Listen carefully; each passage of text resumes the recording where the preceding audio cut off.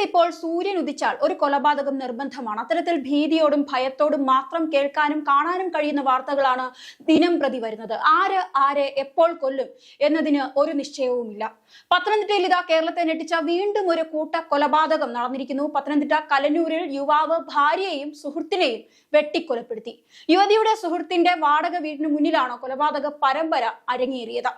ബൈജു എന്ന വ്യക്തിയാണ് വൈഷ്ണവിയെയും ഒപ്പമുണ്ടായിരുന്ന സുഹൃത്ത്, അത് ബൈജുവിന്റെ സുഹൃത്തു കൂടിയാണ്, വിഷ്ണുവിനെയും കൊലപ്പെടുത്തിയത്. സുഹൃത്തും തന്റെ ഭാര്യയും തമ്മിൽ രഹസ്യ ബന്ധമുണ്ട് എന്ന സംശയമാണ് കൊലപാതകത്തിലേക്ക് നയിച്ചത് എന്നുള്ളതാണ് പ്രതിയുടെ തന്നെ മൊഴി. സംഭവം ഇങ്ങനെയാണ്. പത്തനംതിട്ട പടയണിപ്പാറ എരുത്വാപ്പുഴയിൽ മൺകട്ട കൊണ്ട് നിർമ്മിച്ച ഒരു ചെറിയ വീട്, അവിടെ 26-കാരി വൈഷ്ണവിയും 2 കുഞ്ഞുങ്ങളും ഭർത്താവ് ബൈജുവുമായിരുന്നു താമസം.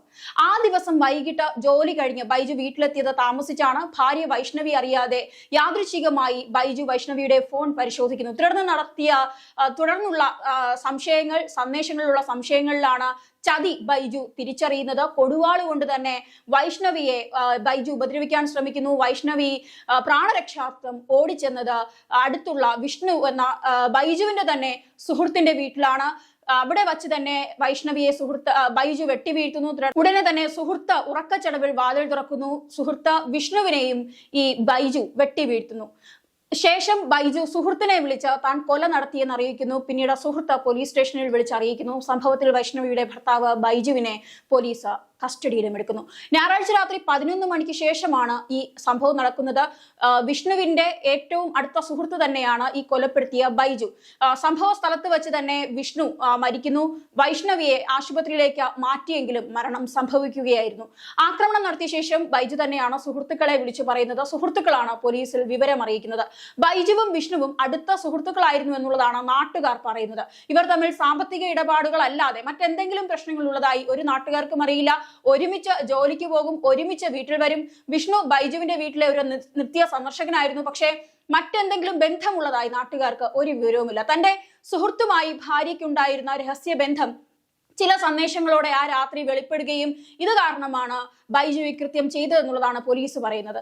വെഞ്ഞാറമൂട് കൊലപാതകം കഴിഞ്ഞ തലശ്ശേരിയിലെ 10ാം ക്ലാസ്സുകാരന്റെ കൊലപാതകവും കഴിഞ്ഞാൽ ഇത് ഭയപ്പെടുത്തുന്ന മറ്റൊന്നുകൂടി എന്ന് പറയേണ്ടി വരും. ലഹരിയും മയക്കുമരുന്നും മാത്രമല്ല, ഇന്നത്തെ മനുഷ്യരുടെ പെട്ടെന്നുള്ള ദേഷ്യവും വൈരാഗ്യവും വെറുപ്പും വിദ്വേഷവും സംശയവും എല്ലാം കൊലപാതകങ്ങൾക്ക് കാരണമായി മാറുന്നു. കൊലപാതകങ്ങളുടെ എണ്ണം കൂടുകയാണ്. ചിലത് സാമ്പത്തിക പ്രശ്നം കൊണ്ടുള്ള ആത്മഹത്യകളും ഇതിനിടയിൽ സംഭവിക്കുന്നു. കൊലപാതകങ്ങളുടെ എണ്ണം കൂടുകയാണ്. സാമ്പത്തിക പ്രശ്നം കൊണ്ടുള്ള ആത്മഹത്യകളും കൂടുകയാണ്. ട്രെയിനിൽ മുന്നിൽ ചാടിയ യുവതിയും കുഞ്ഞുങ്ങളും ഒക്കെ ഉദാഹരണമാണ്.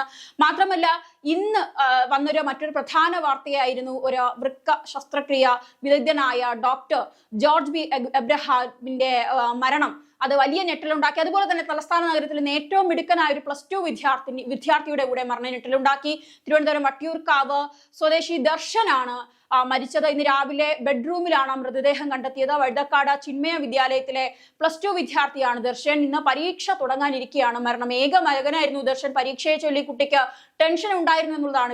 ആത്മഹത്യാ കുറിപ്പിൽ പരീക്ഷയെ കുറിച്ച് കുട്ടി ആശങ്ക പ്രകടിപ്പിച്ചിരിക്കുന്നു എന്നുള്ളത് പോലീസ് പറയുന്നുണ്ട്. എല്ലാം പഠിച്ചു, റിവിഷനും കഴിഞ്ഞു, പക്ഷേ ഒന്നും ഓർക്കാനാകുന്നില്ല എന്നുള്ളതാണ് കുറിപ്പിലുള്ളത്. ബെഡ്റൂമിന്റെ മേശയിലായിരുന്നു ആത്മഹത്യാ കുറിപ്പ് കണ്ടെത്തിയത്. അച്ഛനും അമ്മയും വിഷമിക്കരുതെന്നും ഈ കുറിപ്പിൽ ഈ കുഞ്ഞുമോൻ പറയുന്നുണ്ട്. അച്ഛനും അമ്മയും ഒന്നിനും എന്നെ ബുദ്ധിമുട്ടിച്ചുവെങ്കിൽ ഞാൻ എന്തെങ്കിലും ആകുമായിരുന്നു. ഞാൻ കഠിന ഹൃദയനല്ലാത്തതിനാൽ യാത്രയാകുന്നു. എന്റെ കൂട്ടുകാർ സിനിമയിൽ കാണുന്നത് പോലെ വലിയ ആൾക്കാരാകണമെന്നും ആത്മഹത്യാ കുറിപ്പിലുണ്ട്. ദർശനേക്കാൾ 10 ഇരട്ടി പ്രായമുള്ള ഏറ്റവും പ്രഗത്ഭനായ ഡോക്ടറാണ് ആദ്യത്തെ ഒരു തെറ്റായ മാതൃക നൽകി ജീവിതം അവസാനിപ്പിച്ചത്. അതുകൊണ്ട് തന്നെ ഈ കുട്ടിയോട് എന്ത് പറയണമെന്നറിയില്ല. കേരളത്തിലെ മുഴുവൻ സാഹചര്യങ്ങളും തീർച്ചയായും ഭയാനകമായി മാറിക്കഴിഞ്ഞു. സ്കൂളിലും വീട്ടിലും നാട്ടിലും ജോലി സ്ഥലത്തും ആരും സുരക്ഷിതരല്ല. എവിടെ എപ്പോൾ വേണമെങ്കിലും ആക്രമിക്കപ്പെടാം. മക്കളോ അച്ഛനോ ഭാര്യയോ സഹോദരനോ സുഹൃത്തോ എന്നൊന്നുമില്ല. ഇതിന്റെ മൂല കാരണം എന്താണെന്നുള്ളത് കൃത്യമായ പഠനം നടത്തേണ്ടിയിരിക്കുന്നു. കുട്ടികൾക്കും മുതിർന്നവർക്കും ആരെയും ഭയമില്ല എന്നുള്ളൊരു വാസ്തവമുണ്ട്. സ്കൂളുകളിൽ തല്ലിയാൽ നന്നാകും എന്ന ഒരു ശാഠ്യമൊന്നുമില്ല. എങ്കിൽ പോലും തല്ലിയ തലമുറയേക്കാൾ ഏറ്റവും കൂടുതൽ അക്രമാസക്തരാകുന്നത് തല്ലു കിട്ടാതെ പഠിച്ച തലമുറയാണെന്നുള്ളത് നമ്മൾ ചിന്തിക്കേണ്ടിയിരിക്കുന്നു. എന്താണ് സംഭവിക്കുന്നത് എന്നുള്ളതൊക്കെ വലിയ ചോദ്യചിഹ്നമാണ്. ഇതുമായി ബന്ധപ്പെട്ട കൂടുതൽ പഠനത്തിന് നമ്മുടെ സർക്കാർ തയ്യാറാകണം. എപ്പോഴെടുത്താലും എല്ലാ ദിവസവും ഒരുപക്ഷെ ഏറ്റവും കൂടുതൽ ദുരന്ത വാർത്തകൾ വരുന്നത് കൊണ്ട് തന്നെ കുട്ടികളുള്ള വീടുകളിൽ ഇപ്പോൾ വാർത്ത വയ്ക്കരുതെന്നുള്ള ചില നിർദ്ദേശങ്ങൾ കൂടി മാതാപിതാക്കൾ നൽകേണ്ട തരത്തിലേക്ക് ആയിക്കഴിഞ്ഞു. കാരണം ഈ അക്രമ സ്വഭാവങ്ങൾ മാത്രം കണ്ട് ചില കുട്ടികളെങ്കിലും ഇതിലേക്ക് വീണു പോകുന്നു. ഇന്ന് മുഖ്യമന്ത്രി പറഞ്ഞതുപോലെ ഗ്യാങ്സ്റ്റർ സിനിമകളും മാസായി വരുന്ന സിനിമകളും വയലൻസുമാണ് കുട്ടികൾ ഏറ്റവും കൂടുതൽ കൈയടിക്കുന്നതും ഇഷ്ടപ്പെടുന്നതും. അതൊക്കെ ഒരു പക്ഷേ ഇതിന്റെ ഈ ഒരു മീഡിയയുടെ ഏറ്റവും വലിയൊരു എന്താണ് പറയുന്നത് ഫലമായി ഒക്കെ ആയിരിക്കാം ഇത്തരത്തിലുള്ള ക്രൂരമായ കൊലപാതകങ്ങളും ആത്മഹത്യകളും അല്ലെങ്കിൽ എല്ലാം നമ്മുടെ സമൂഹത്തിൽ അരങ്ങേറുന്നത്. എന്തായാലും ഇതുമായി ബന്ധപ്പെട്ട കൂടുതൽ പഠന വിധേയമാക്കി എന്താണ് ഇതിനുള്ളൊരു പരിഹാരം എന്നുള്ളത് എത്രയും വേഗം തന്നെ കണ്ടെത്തേണ്ട ഒരു സാഹചര്യം കൂടിയുണ്ട്.